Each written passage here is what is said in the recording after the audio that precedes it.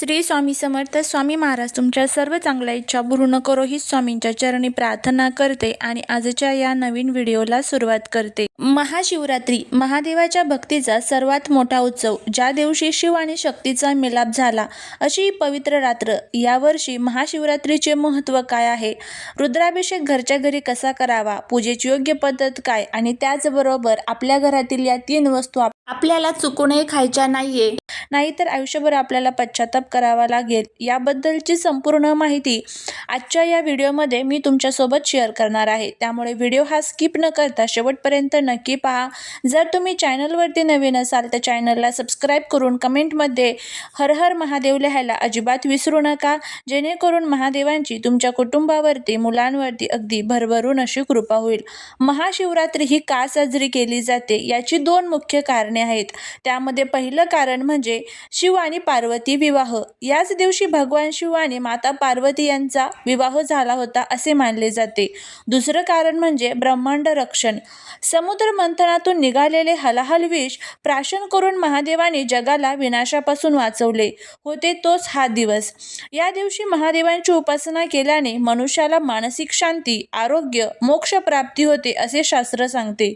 महाशिवरात्र साजरी करायची असेल तर 4 मुख्य पायऱ्या असतात. त्यामध्ये पहिलं म्हणजे उपवास. सकाळी लवकर उठून स्नान करून पूर्ण दिवसाचा उपवास करावा. हा उपवास केवळ अन्नाचा नसून मनातील वाईट विचारांचाही असावा. दुसरं म्हणजे महाशिवरात्रीच्या रात्री झोपू नये. रात्रीच्या 4 प्रहरात पूजा किंवा मंत्रजप केल्याने 1000 पटीने जास्त पुण्य मिळते असे देखील सांगण्यात येते. तिसरं म्हणजे मंत्रजप. ओम नमः शिवाय किंवा महामृत्युंजय मंत्रांचा सतत जप करावा. गरीबांना अन्न किंवा वस्त्र दान करणे या दिवशी अत्यंत शुभ मानले जाते. त्याचबरोबर महाशिवरात्रीला शिवलिंगावरती रुद्राभिषेक हा आवर्जून करावा. त्यासाठी शिवलिंग एका ताटात ठेवा, समोर दिवा लावा. अभिषेक करण्यासाठी पाणी, दूध, दही, तूप, मध, साखर, पंचामृत तयार ठेवा. सुरुवातीला शुद्ध जलाने अभिषेक करा, त्यानंतर क्रमाने दूध, दही, तूप, मध, शेवटी पुन्हा साखरेच्या पाण्याने अभिषेक करा. अभिषेक करताना रुद्राष्टकम किंवा शिवमहिमा स्तोत्र म्हणावे. जर स्तोत्र येत नसेल तर फक्त ओम नमः शिवाय या मंत्राचा जप करावा. अभिषेक झाल्यावर शिवलिंग स्वच्छ करून त्यावर पांढरे चंदन, भस्म, अक्षता लावा. सर्वात महत्त्वाचे म्हणजे बेलपत्र. बेलपत्र वाहताना ते फाटलेले नसावे किंवा त्याची 3 पाने अखंड असावीत. जर तुम्हाला शक्य असेल तर रात्रीच्या 4 प्रहरात 4 वेगवेगळे अभिषेक करू शकतात. पहिला प्रहर दुधाने अभिषेक करावा, दुसरा प्रहर दह्याने अभिषेक करावा, तिसऱ्या प्रहरात तुपाने अभिषेक करावा, चौथ्या प्रहरात मध किंवा रसाने अभिषेक करावा. निश्चित काळ हा महाशिवरात्रीचा सर्वात महत्त्वाचा काळ मानला जातो.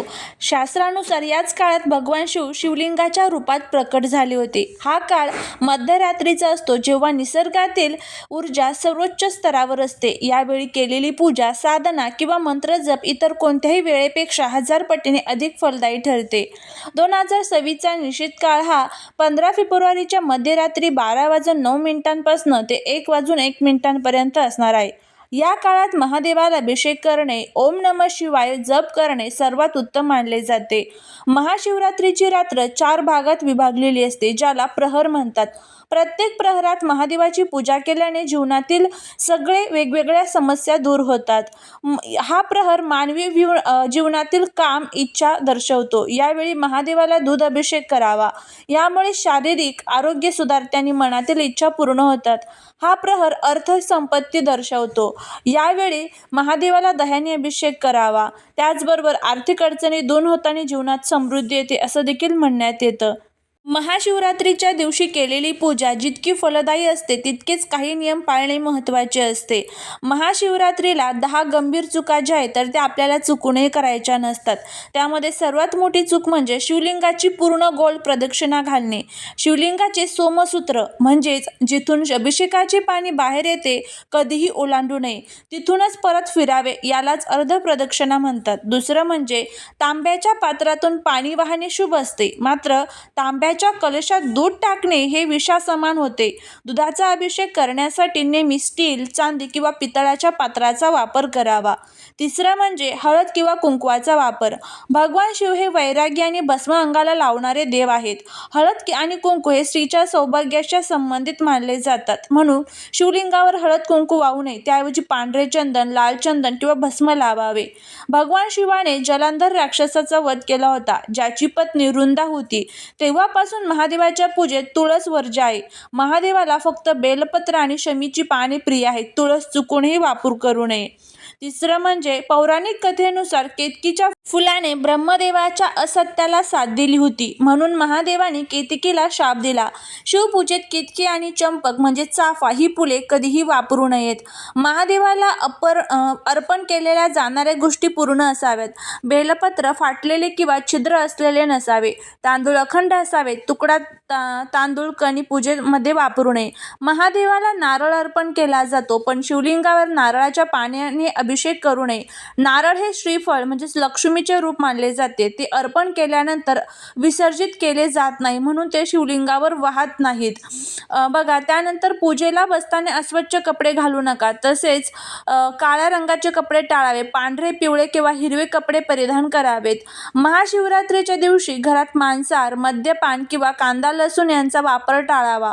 केवळ सात्विक फलाहार किंवा उपवासाचे पदार्थ खावेत. केवळ उपाशी राहणे म्हणजे उपवास नव्हे. या दिवशी कुणाची निंदा करू नका, खोटे बोलू नका. रागावर नियंत्रण ठेवा. मन शुद्ध नसेल तर पूजेचे फळ मिळत नाही. बघा, आता आपण याच व्हिडिओचा सर्वात महत्त्वाचा भाग बघणार आहोत, ते म्हणजे महाशिवरात्रीला आपल्या घरातील या वस्तू ज्या आहेत तर त्या आपल्याला चुकूनही कोणालाच द्यायच्या नसतात.